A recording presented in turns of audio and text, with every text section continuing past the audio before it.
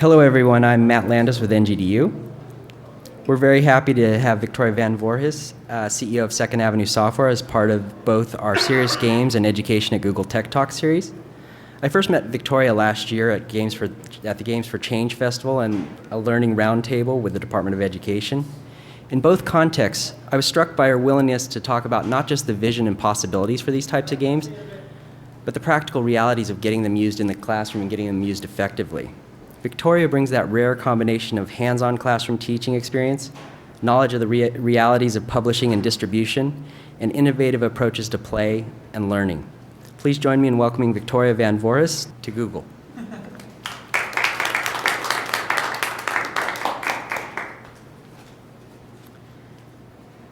Good afternoon. Can you hear me, or do I need to put this down a little bit because I'm short? Is that better? All right. I'd first like to thank Matt for inviting me here to speak. We met, as he mentioned, at a conference last spring at the Games for Learning Institute, and I've had the pleasure of continuing a conversation begun then with a colleague who's bringing really important insights to bear on what the future of education will hold. I began my career working at the American Academy of Arts and Sciences and went on to grad school and was absolutely convinced that I was going to become a professor. And life intervened, and I ended up moving back to my hometown to take care of my sister, and my career took a completely different trajectory. I taught in the middle school, high school, and college levels, and then I worked at Xerox, bringing innovative technologies to market, primarily as a business strategist. And now in this most exciting chapter, I'm working as an educational media entrepreneur, pulling all three of these components together. My essential question today is why, since we know that games are an effective learning tool, aren't they coming to scale? I'm part of a really active dialogue that's going on, but Clayton Christensen at Harvard is talking about this. Jim Shelton at the Department of Ed is talking about it. The School of One is doing fabulous, innovative things in New York City, as is Katie Salen. Florida Virtual Schools and K-12 are actively trying to innovate in this space. And of course, Jim G. was one of the people who really started this dialogue. And I have a list of references at the end of my presentation. So, I'm just one voice among many who's trying to solve this problem. So let's see. Oh, wait, by the way, those are protists for any of you who are wondering, from one of our virtual investigations on biology. So let's see. When Ben Sawyer came here to chat about serious games, he threw down a gauntlet and said, you can't really talk about being a gamer or gaming unless you're a gamer. And I'm taking a little bit different tack. For those of you who are born after 1975, you might not recognize that as a computer tool. It's a punch card. And my first educational game actually involved stacks of punch cards. I had this teaching typewriter, and you got to feed the punch card in and solve a math problem. And the huge payoff was that the card progressed through and you got a ding. And that was my motivator. And when you leveled up, you got stacks of different colored punch cards and you got to solve harder math problems. And that was my Christmas present when I was 5, and I thought that was absolutely fabulous. Clearly, that's not going to motivate today's kids. And then I moved on to those of you who ever had an Apple IIe and played Space Eggs. The lips were really difficult to get around. And then when I was in college, instead of studying, I spent a lot of time playing virtual chess. And then after I graduated, this fabulous thing called SimCity came out, and I'm sure all of you are familiar with the Will Wright titles. And now, because I'm a mom and I run a business, I don't have a lot of time to play myself, but we do play a lot of Wii games with our kids. And so while I can't call myself an avid gamer right now, I've grown up with educational technology and gaming technology and have a perspective on it that's probably a little bit unique compared to other members of my generation. All right, I'll tell you quickly about my company, and then we're just going to move on. We're an educational software company. We focused on creating game-based online activities, and we work primarily in STEM. We are an award-winning company. We've been a CODI finalist and won a number of awards of distinction for the educational materials that we create. And we work primarily at the high school and college level. I'm not really focused on early childhood education or elementary grades. These are some of our clients. We do work for a number of them, or actually all of them. Pearson is probably the largest publisher in the market. Houghton Mifflin Harcourt, we've done literally dozens of interactive learning modules, and that's what we actually have to call serious games to get them incorporated to curriculum materials. They don't want to actually call them games. And we've done stuff from McGraw-Hill and Norton. And so we do this blend of big, robust learning management systems and interactive learning modules and games, and we try and create ways for students to interact with content in a fundamentally different way. I have a strong prejudice against multiple choice as an assessment vehicle, and so we're constantly trying to come up with innovative question types that get students to think about the material that they're learning and to demonstrate their knowledge in a deeper way. A couple of years ago, we did a really quick and dirty game called Star Formation for Discover Magazine. And we did it in collaboration with Professor Adam Frank at the University of Rochester. And it's a really simple flash game. But, you know, most people, when they read a textbook description of how stars are formed, get lost pretty easily. I'm sure this audience was pretty well versed in their STEM disciplines and probably didn't get lost. But that's not true for the vast majority of learners. And so when we created this game, we got, you know, over 70,000 downloads pretty quickly. And then for us, this is really high praise. This game is like drugs for astrophysicists. It's very addictive. It's like Bejeweled for science nerds. For us, that was, you know, making everybody in our office feel like they'd been really successful. And as I said, this was, you know, a quick flash game that we put together for Discover. And, you know, people are still, you know, trying to get scores on the leaderboards higher and higher. In fact, we don't understand how they got some of the high scores they got. So we're going to keep moving here. Right now in the United States, we spend a tremendous amount on education. So I'm going to indulge myself and be a policy wonk for just a minute before we talk about some of the other perspectives today. In the United States, we have an academic calendar that's based on an agricultural calendar. We had one-room schoolhouses when we started this country. We had teachers and a student-teacher ratio that was pretty small, and we asked her, primarily her, sometimes him, to teach students across a wide variety of disciplines in small groups. And, you know, it was really seasonally driven. And that worked when we were an agricultural economy. And now we actually have an industrial model of education, because in the end of the 19th century, we decided that in order to have a workforce that was useful to us, we needed to train far more people and bring up the level of education. And so our modern schools are really an industrial model of education that are very teacher-focused and not very student-focused. We have a teacher who has a classroom, and we move students in and out of his or her classroom. She stands there and she gives a lecture for 37 of the 40 minutes. There's usually some question and answer, and then she may grade papers after hours and things like that. But we're not taking advantage of the best, highest use of her or his time. 83% of our spend in education is on human resources, and this is the pie chart that shows you how it's distributed. 52% is on instruction, that's pure teachers. And then if we look at general admin, school admin, instructional staff, and student support, and we add those all up, we get to be around 83%, and we're not being very efficient with how we use those resources, nor are we asking them to perform their highest, best value tasks. Education is the last industry that's really benefited from what information technology can do to transform an industry. And education is an industry. We can't get ourselves around that. And I'm also going to acknowledge that we ask schools to do a lot more than just teach content. We ask them to craft the next generation of citizens who will vote in elections. We ask them to be the first line of defense in our social welfare system, identifying kids that are neglected or abused or are suffering from poverty or are having eating disorder issues or drug abuse or addiction problems. We put a lot of weight on our teachers, and we don't always give them the resources to handle it. So let's just take a look at educational spend in this country. In 1996, we spent $293 billion on education. And if we adjusted that for inflation, in 2005, 2006, it should have been about $373 billion, not over $500 billion. In 2009 and 2010, the spend was estimated to be about $650 billion, which is a lot of money.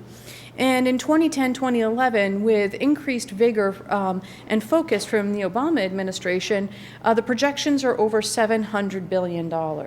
Now, for those of us who lived through Johnny Can't Read and Johnny Can't Write and Johnny Can't Add and Johnny Can't Subtract, and then No Child Left Behind, we must, be thinking that this incredible investment in education is paying off, and that we're really moving our dollars in a direction that's important.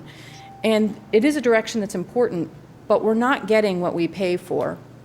OECD Data is, for those of you who don't know, it's a policy institute that tracks information across 30 industrialized countries and then also tracks information about developing countries.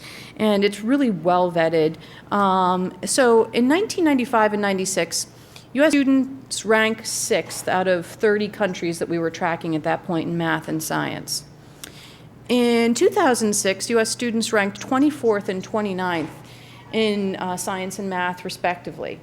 So we slid back, and not only did we not keep our place, but other nations are surpassing us in terms of their total scores. So others, in a generation, they're eclipsing what we were able to provide our students. At the graduate level in the US, we rank 20th internationally in STEM. And for those of you who aren't educators, STEM is shorthand for science, technology, engineering, and math. And this is critical because innovation for the last century has really been driven by advances in technology. All of you are here because of that. And more than 40% of US doctoral students in STEM are foreign nationals. So if we look at the fact that we're 20th internationally, and then we subtract out the fact that 40% of the students are foreign nationals who may or may not choose to stay in the United States, we're looking at a critical shortage of people who are going to be well skilled in STEM disciplines. How is graduate level scored?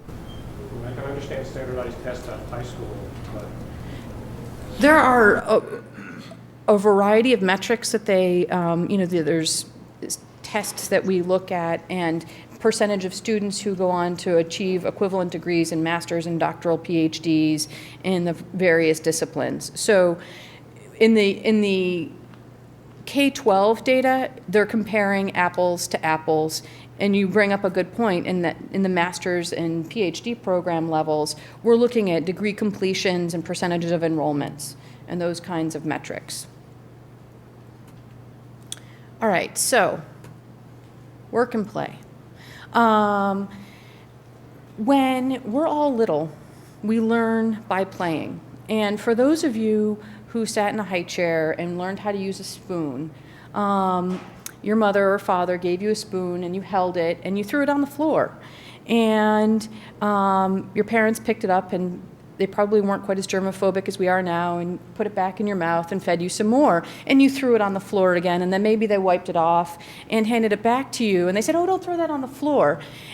And you weren't just being naughty at that point. You were actually being an experimental physicist, and you were discovering that gravity actually works, and that humans are designed to learn through play. We're designed to learn through experimentation, and it helps us be creative. The percentage of kids that are ranking high as creative geniuses in elementary school pales in comparison to the kids that are ranking really high in terms of their creativity scores in preschool. As we introduce them to our current educational infrastructure, we drive creativity out of them. So why games? Games map to how our brain actually works. There's lots of cognitive science to demonstrate this. It enables customized instruction. This goes back to our industrial model of education. When a teacher goes in and gives her lecture or his lecture for 40 minutes, the normal distribution says that a certain percentage of students already know it, some are never going to get it, and we've got this middle. And then they're going to get to the end of the year, and based on this normal distribution, we're going to have C and D students in there as well as A and B students. And we're never going to be able to bring those C and B students up to the level of the A students because they're moving on because of our teacher-centric model. Games provide environments which promote retention and transfer. So in schools, very often people say, why do I have to learn this? Why do I have to understand calculus? What difference does it make? If you can situate educational opportunities in meaning, it promotes transfer. And we know this because the Department of Defense spends more on serious games than anybody else, and they wouldn't do it if it didn't work. And it's not just first-person shooter games that they're designing, but cultural immersion games, and they know that this is a highly effective way to train people with varying skill sets across a number of disciplines. Games offer continuous feedback. In our traditional school model, we have a unit test at the end of 3 weeks of instruction. Maybe we had a quiz partway through, and then we're moving on to the next unit. That's called summative assessment. Games can provide something that teachers love, which is formative assessment.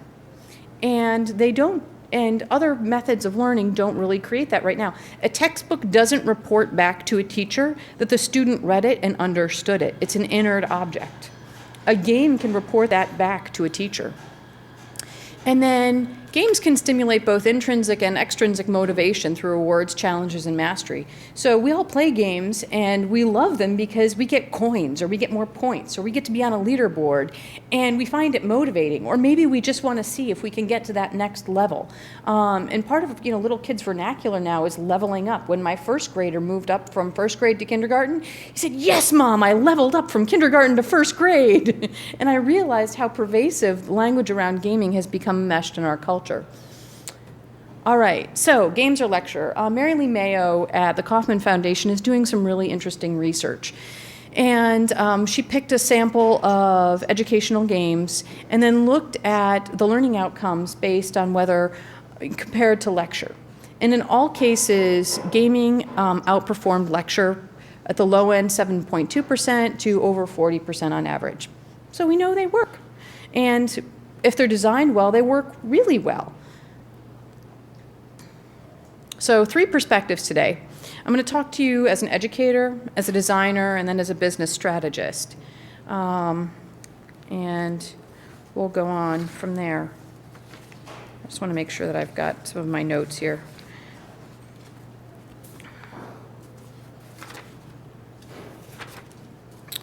All right, so first we're going to take a look at a really boring value chain. And this is the way that we currently create and distribute learning objects in the marketplace to educators. Somebody authors a book, and then it's vetted by a publisher who does all sorts of incredible value-add things to it. They correlate it to standards, they create professional development materials, they create assessment vehicles, and they then market it and sell it. So they also manufacture a physical book, they distribute it, it gets shipped to warehouses, and they sell it through a sales force, either in the K-12 level to states or districts, or at the university level to individual professors or departments. And then the technology, this textbook, and some of the ancillaries that go along with it are deployed to 2 audiences, a teacher and a student. So we always have to keep in mind that there are actually 2 consumers of educational objects and learning objects. So this is really very much like manufacturing a screw or a pair of pliers or any other industrial object.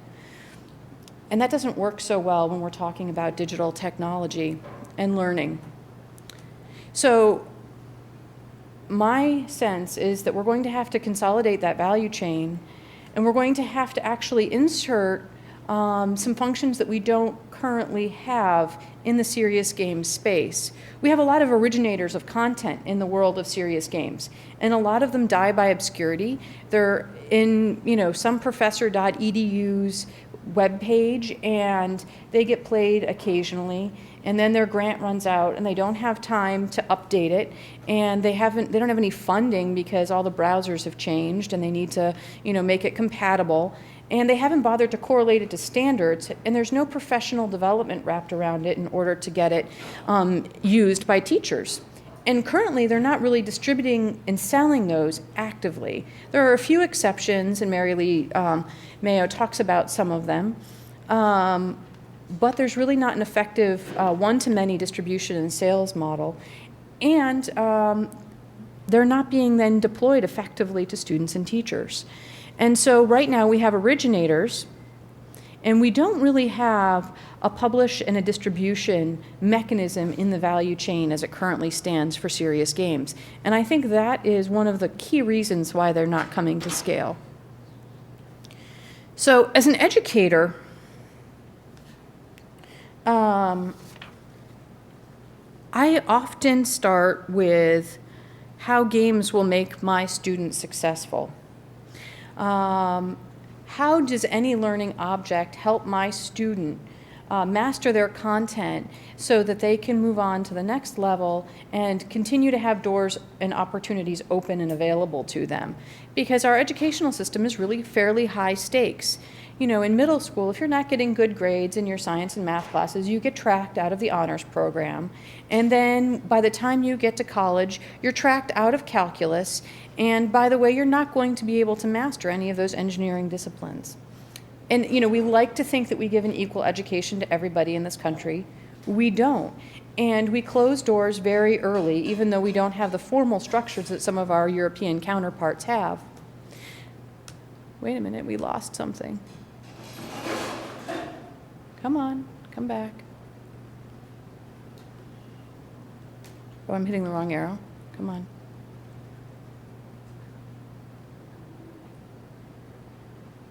Okay, curriculum requirements. The first thing that any teacher has to think about is this correlated to standards? If I'm using an object in my classroom, whether it's a textbook or a board game or a computer game, I better be able to describe how it's correlated to standards. I need to understand how I'm going to integrate it into my lesson plans. And I really have to have an understanding of which ones work best. So let's say I go out to Google, which I do frequently, and I type in geometry games. There is a huge number of items that will come back on the search. You guys are very, very good at that. And as a teacher, I might have 20 minutes to think about which one I can integrate into my curriculum. I don't have any information on whether or not those games are accurate, whether or not they're effective, and whether or not I can, you know, actually integrate them into my classroom because of some other things that we're going to talk about next. Logistics. How do I buy access? For the ones that are for sale, I don't have a mechanism for buying access to serious games. Most states approve budgets late, and then they distribute something that I'm sure none of you have seen in years, a 3-part carbon form, and they give you a $200 budget to add educational supplies to your classroom that year. And that might buy you a couple of film strips, which they still sell, believe it or not, maybe some posters, but it certainly isn't going to buy you a suite of access codes to a really cool, serious game that you think will help. Or it's not going to, you know, when you put down civilization on the form and you want to buy it because you think it's a really effective way of teaching geography and history, which there are really early adopter educators that are doing that, and they're teaching them really valuable things, they can't really, you're going to go to your district and say, yeah, I'm buying copies of Civilization to teach geography. And your administrator is going to laugh at you. It's never going to get approved. So then they buy it on their own and they deploy it. But here's the next problem, is that how am I going to get my IT department to support it? So there's some poor underpaid soul in the IT department whose job is to make sure that all the computers run, and God forbid, should students ever trip across content on the school's computers that they shouldn't be allowed to touch. So all the machines are ghosted, downloads are prohibited, so you better not have any fancy plugins. You know, no way can you require a graphics accelerator card. And you have to screen for all sorts of content. When I was a teacher, I taught French, and I really, you know, the textbook publishers do a great job, but if I had to use another I'm buying green socks at the metro station lesson for teaching foreign language, I was going to die.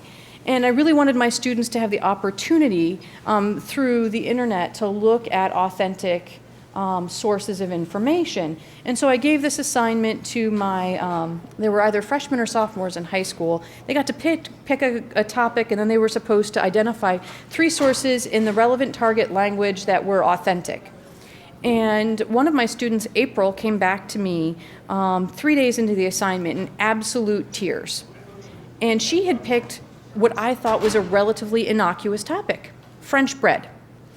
And she was locked out of her computer accounts. She was she had teachers upset with her because she couldn't even submit her papers through the email system. So this was considered an innovative school, by the way. And she couldn't figure out why until she got a notice on one of those carbon forms, actually, that said that she was locked out for inappropriate use of school technology. And it was because she had entered the letters PAIN in her search. And in French, that means bread. And in English, it means pain. And so it was a blocked search term. And I had to appeal to the local district administrator to unlock her account and convince them that pain was not an inappropriate search term.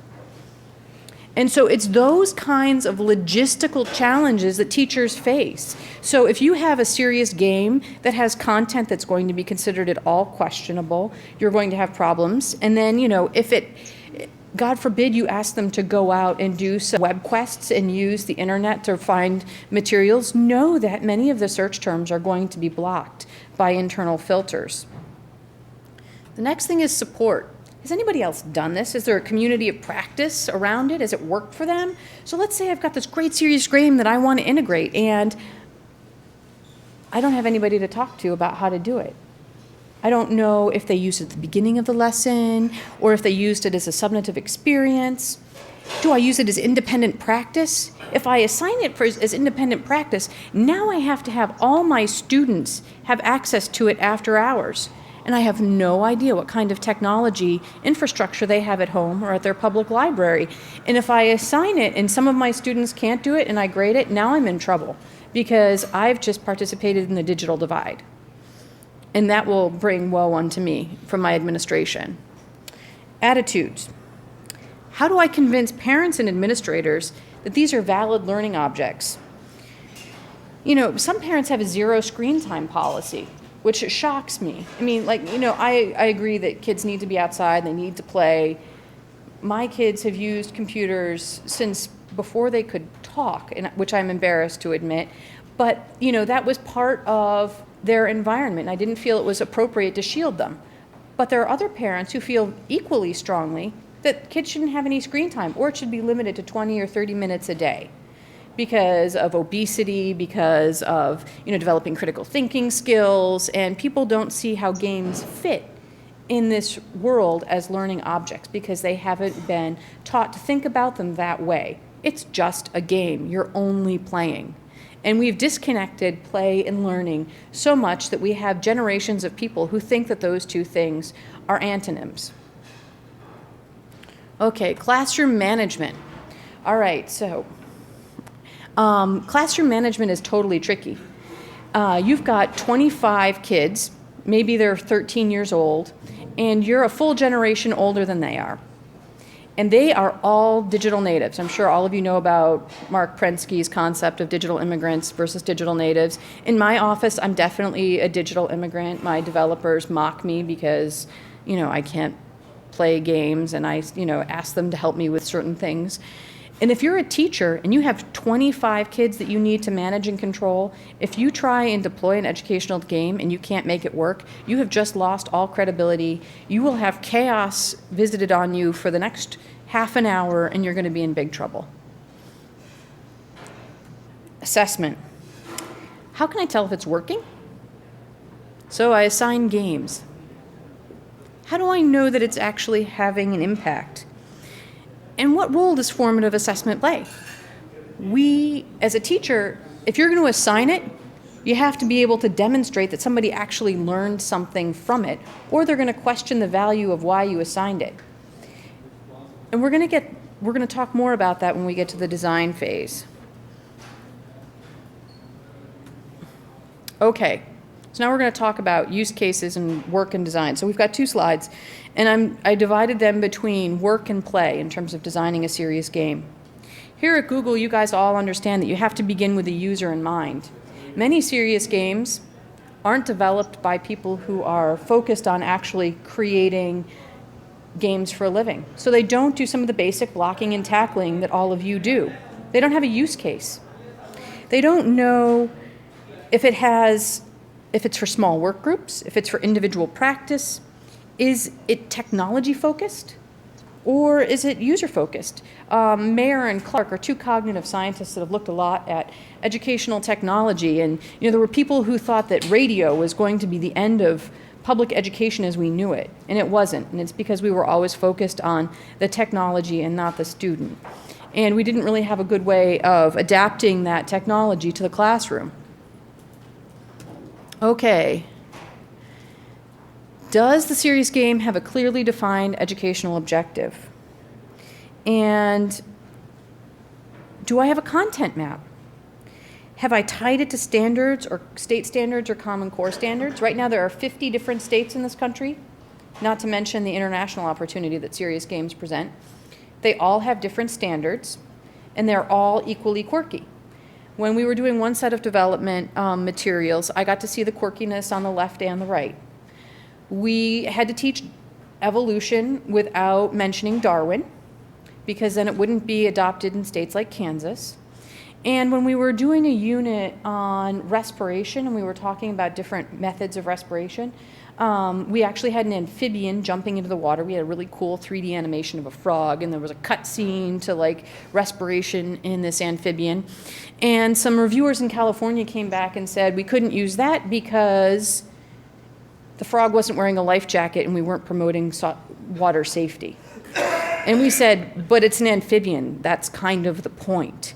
And that wasn't going to go anywhere. Cognitive development. Students have the ability to master different kinds of concepts at different rates and different ages. And very often serious games are designed by experts for other experts, and they don't think about the fact that students may not have developed certain cognitive processes and skills to intuit the material that they want them to integrate. And, and some of that actually comes back to physical development.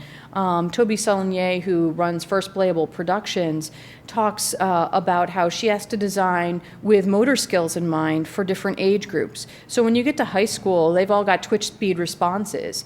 But when you are designing in the K-6 environment, especially K-3, their fine motor skills aren't there yet. And so if you give them something that's twitch speed, they're going to fail, and they're not going to enjoy the game. Delivery model. How's it going to be delivered? Is it going to be web-based? Is it going to be used on a whiteboard? Are we going to have a DVD?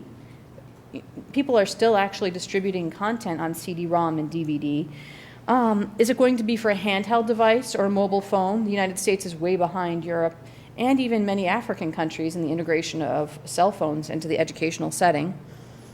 And one thing that you have to keep in mind is that schools' technology is usually a good 5 to 7 years behind what is typically being sold in the market. So graphics accelerator cards are not standard.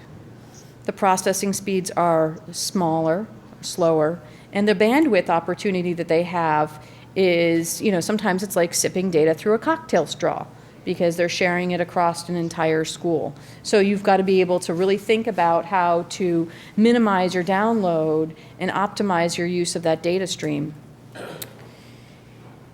Do you have a multidisciplinary team of subject matter experts? So normally when you have a game design team, you've got a bunch of guys and increasingly a number of women that are focused on gaming.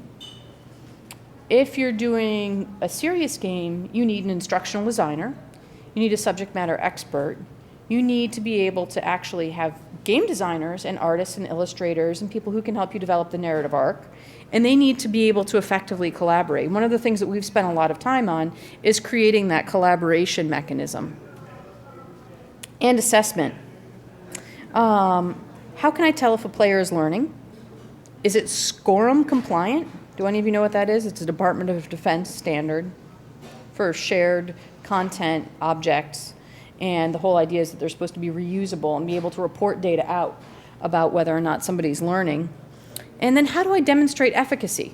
Because when a textbook is published and distributed, everybody accepts it as tautological, that's an effective tool. Nobody accepts as tautological that serious games are an effective tool, and they'll always ask you to demonstrate efficacy. So you have to do controlled studies to demonstrate that you actually produce a learning outcome. And getting the authorization to do that in public schools is very difficult.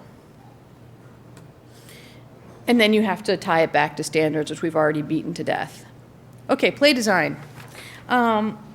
These are our old friends, Bert and Ernie. And there's this tension that our friends at the Children's Television Workshop unpacked years ago. And that is that in order for a serious game to be effective, it also has to be engaging. Because if you can click the little box that closes the game or change the channel, you've lost your audience.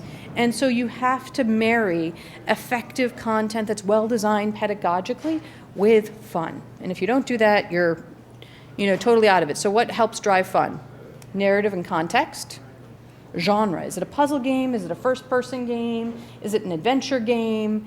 And we need to map that back to the educational objective. We have to have gameplay mechanics that we can instrument that can actually help us then understand whether or not students are making progress to their game goals, which should be tied back to educational objectives. We need to have motivators that are age appropriate and situationally appropriate. Woe unto you if you put up a leaderboard, because we can't have competition in public schools and make some students feel like they're not performing. And there's a lot of research on both sides of that issue. And I have some sympathy for it, but inherently humans are competitive, and we like to know that we're being successful, not just for ourselves, but against someone else. And so we have to find a way of creating motivation and creating a healthy sense of competition without alienating kids that aren't being successful.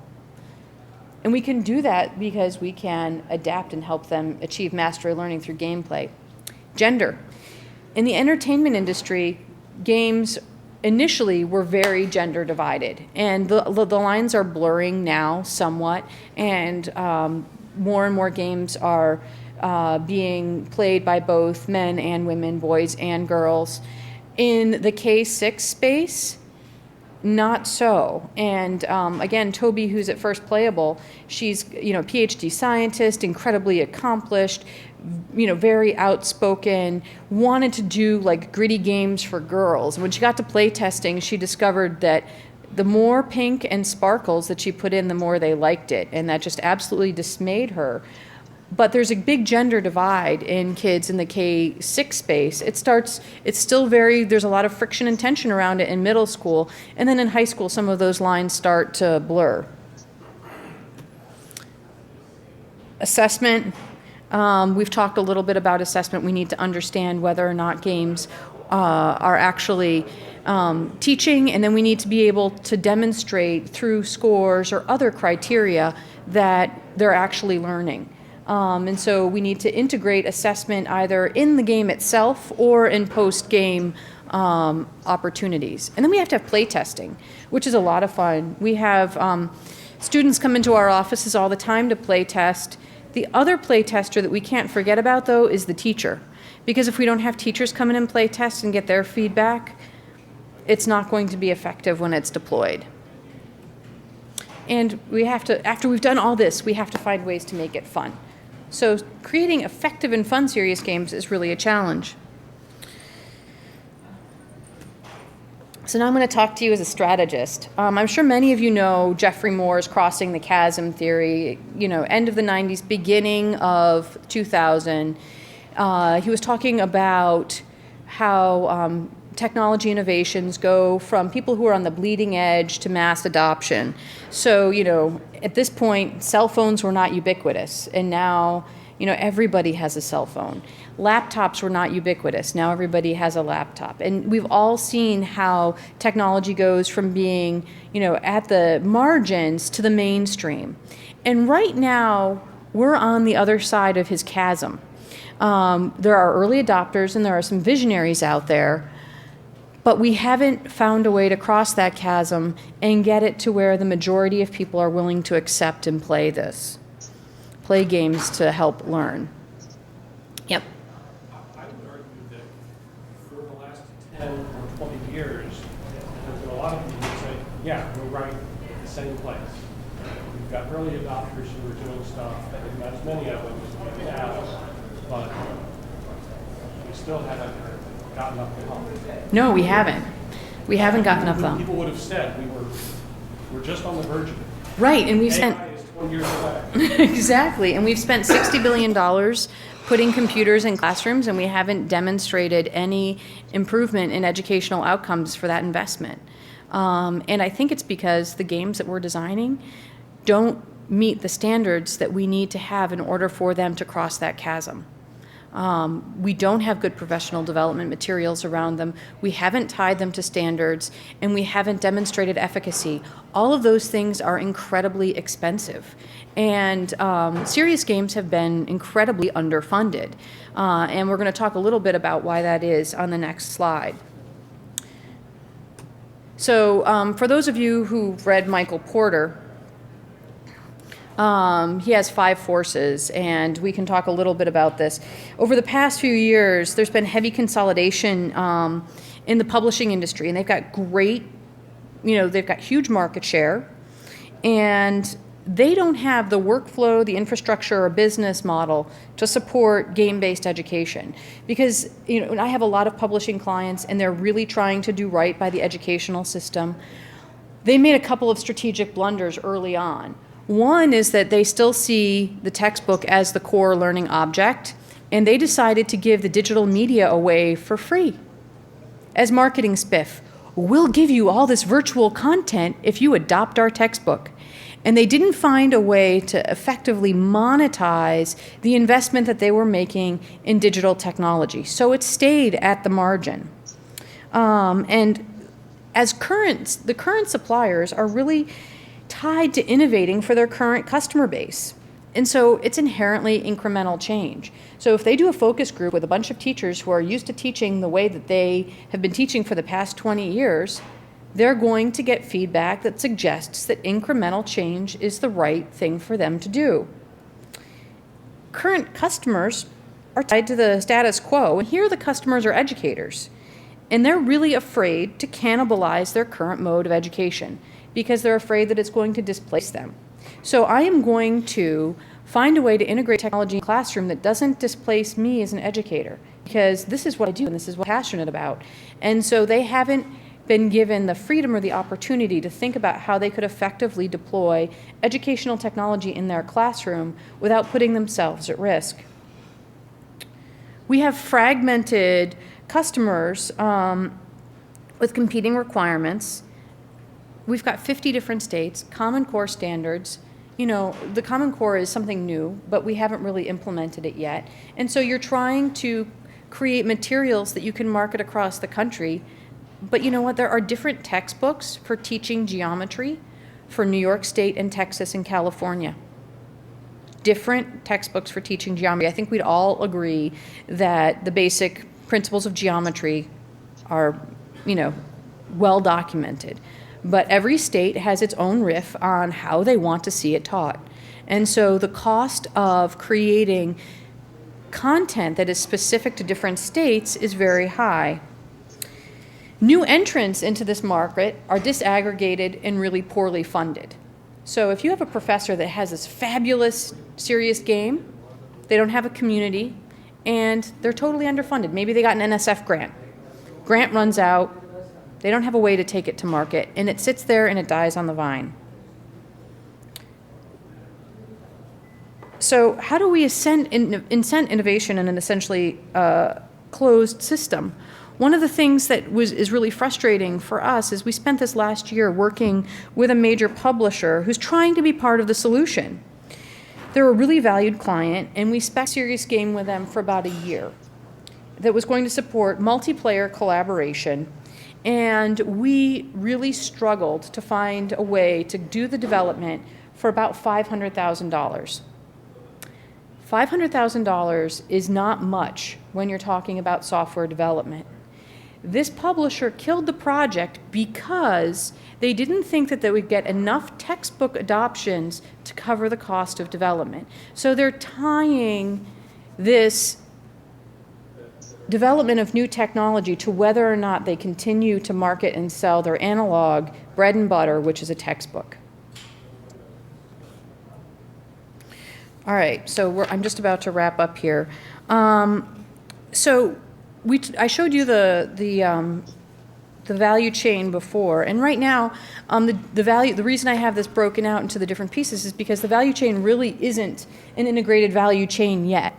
We have people who are originators. We don't know where their funding is coming from. We don't have a good community of practice on good design, and we haven't been able to facilitate iterative design. So, for example, if you grew up in the TQM days, total quality management, you understood that you had to go back to your customers and look at the data and then determine how you were going to improve your next version. We don't have a mechanism for doing that in the serious games market right now, so we don't have a way of passing along best practices or creating subsequent versions of serious games that we can demonstrate to be more effective. We don't have an effective publisher for serious games that can provide all of that value add that is needed to be able to integrate these materials into the curriculum. And then we don't have an ecology that can make it sustainable. So we don't have a way of monetizing this value chain that will create an ecosystem to provide iterative design and to pass along best practices and to be able to fund the development of the professional development materials and the other, tying it to assessments and standards that is a critical function that publishers currently play. And then in terms of deployment, we have a real challenge. As I said at the beginning, we have an agricultural calendar and an industrial model. We haven't thought about how we can get our schools to reinvent themselves, and we haven't found ways to get them to challenge their existing patterns of behavior. And so until we do that, it's going to be very difficult for us. And so if we can find a way to bring forward this publishing function and to monetize the distribution and sale of serious games, we can create that ecology. As much as I would love serious games to be free, the cost of software development, as you all know, is incredibly high. The cost of doing the value add for publishing to create the infrastructure that you need to effectively deploy these in an educational setting, whether or not it's a physical classroom in a bricks and mortar school or a blended learning environment or an online school, is very high. And right now we don't have a distribution and sales model that allows us to sell one-to-many. You guys have, everybody has an app store and you can buy one-to-one. You can't do that with a school. So these are some of my references. I've got lots more if you are really passionate about the topic. And thank you.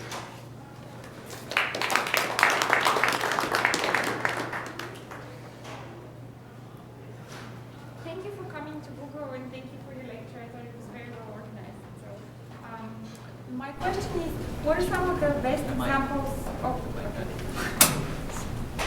So, first I said thank you because I really enjoyed your lecture. Oh, thank you.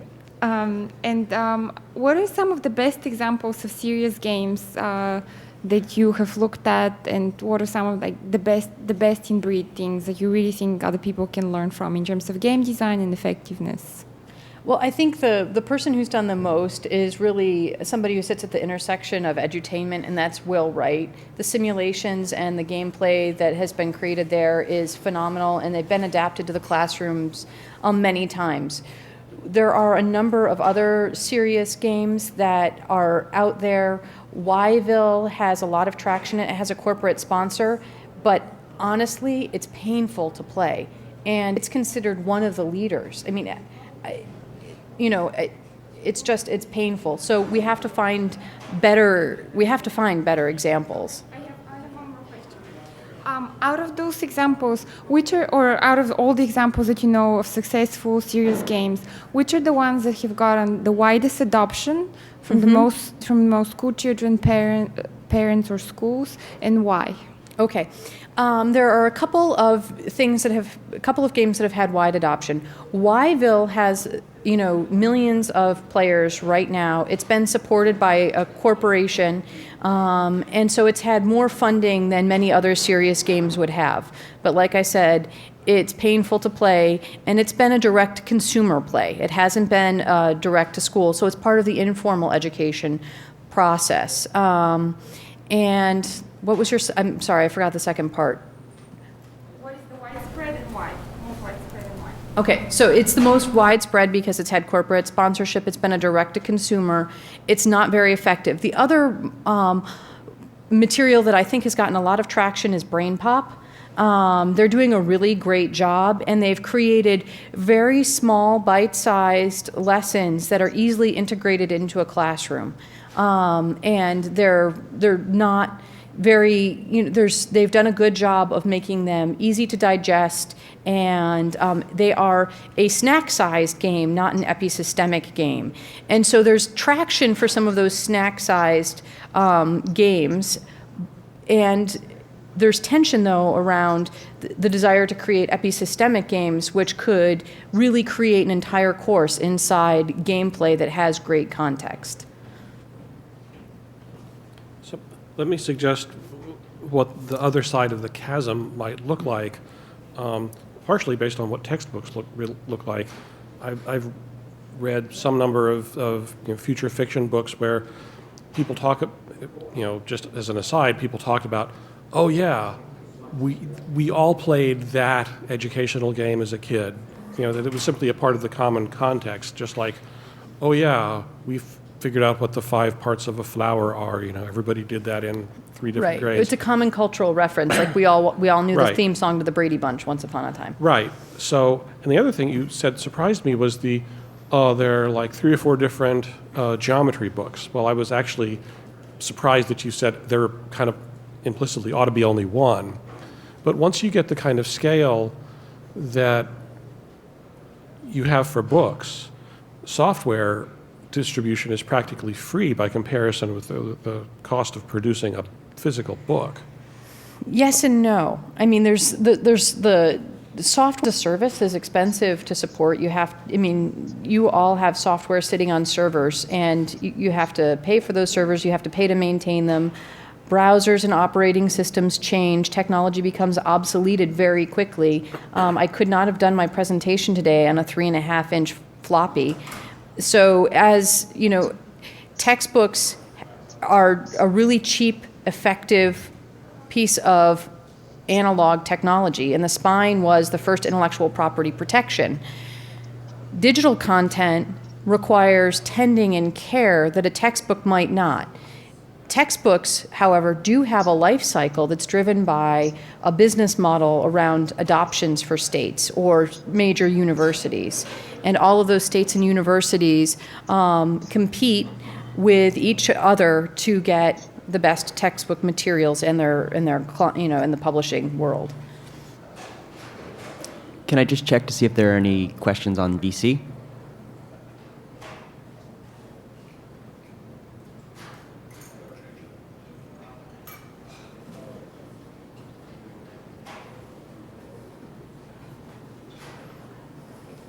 Hi, I'm French, so I feel the pain about the PAIN example. That was very funny. You spoke a lot about the barriers to entrance, basically. Do you have some solutions in mind? Like, how do you convince publishers to move toward developing more serious games, schools, etc., etc.? I do have quite a number of thoughts about that, but that actually is work that we're doing internally that we're currently seeking funding for. So I have to look out for the best interests of our corporation in terms of what I share. You guys are pretty well capitalized and have a lot of talent. So.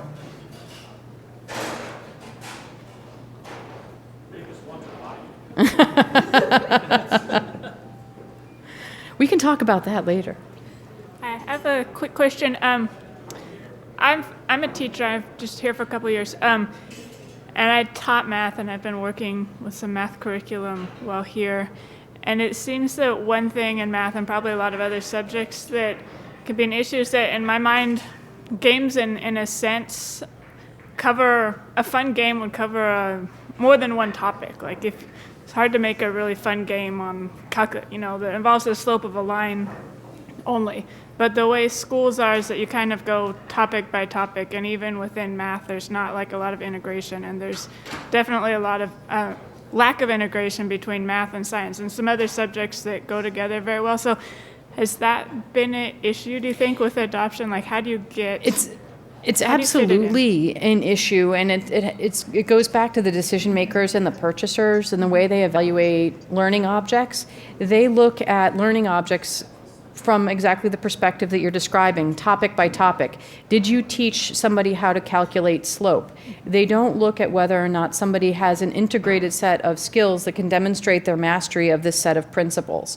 And so if we can find a way to shift their lens slightly and look at mastery of concepts and integrated ideas rather than merely coverage of a particular topic in a textbook, and we can use efficacy studies to demonstrate that it's a good way of teaching, then I think we can overcome that hurdle. Because when you're when you're evaluating a textbook or any other learning object for a school district or a state, you're going through a checklist. Does it cover this topic? Does it cover this topic? Does it cover that topic in a way that I agree? I mean, Texas just wrote Jefferson out of history, So until we shift that lens and say, not only do we want these topics to be covered, but we're going to hold our teachers in our school to a standard where we need them to demonstrate that all students are achieving mastery of these topics, which you can do through gameplay because they can be scaffolded, and you can have a unique experience for each child who plays through that game. We can't do that with a textbook, which is a monolithic industrial product. If you have a game, you can get hints and tips. You can, if you're failing at solving a problem with a Pythagorean theorem, there could be 2 or 3 ways that the game could coach you so that you could be successful in a way that a traditional learning object can't. Thank you. I think also, just a quick comment, that it's hard to make it work, but if it worked, it'd be a great opportunity for teachers of different subjects to collaborate and right, and that goes to the context thing. So when you're looking at a particular content area, if you can make it cross-disciplinary and root it in meaningful context to the students, it increases retention and transfer. So I think you may have addressed this a little bit in your last answer, but to what extent are the standards, in a sense, locking us into to a dead tree version of educational objects? And I'm thinking in particular of situations where even non-computer things like simulations inside the classroom or workshops don't quite seem to fit that model that favors deep sort of intuitive understanding of the topic versus more of a surface check the items off the list. Do we need a paradigm shift there? We do need a paradigm shift, and there's somebody that was writing about this in the 50s, and he was in my slides, and that was Benjamin Bloom, and he created this thing called Bloom's taxonomy, which is probably the most quoted and unread educational document ever. And then he actually went on in the 80s to write an article called The Two Sigma Problem, where he noted that if we had individual teachers working with students in a student tutor model, we could take students who were C performers and make them A performers. And at that point in time, he said maybe computers will be able to facilitate that for us because we clearly can't afford to have a one-to-one student-teacher ratio. And so if we look at Bloom, both his taxonomy and this model, his taxonomy doesn't just talk about content, but it talks about the higher order thinking that we need students to be able to do. And what we don't do in our standards is actually break out what we need students to be able to do. We need them to be able to recognize, they need to be facile with a concept, they need to be able to synthesize it, they need, there's a whole variety of things. They need to be able to generate new content to participate in a dialogue around it. And those things are much harder to test for and assess. They're much harder to test for and assess, and what we've done in many of our online worlds is we've taken the Scantron and put it online. And the Scantron was sort of like this first innovation in technology to make grading easier, to relieve some of that industrial pressure on teachers, but we kept that technology and didn't think about how to make richer assessment opportunities available using serious games or deep interactivity to do that. And there are good ways to design interactives and simulations that will demonstrate whether or not a student is actually understanding things and working with them on a higher order. And you can do that through gameplay, and you can instrument game mechanics to understand whether or not somebody is making decisions that lead them toward an outcome that demonstrates that they understand a concept. Okay.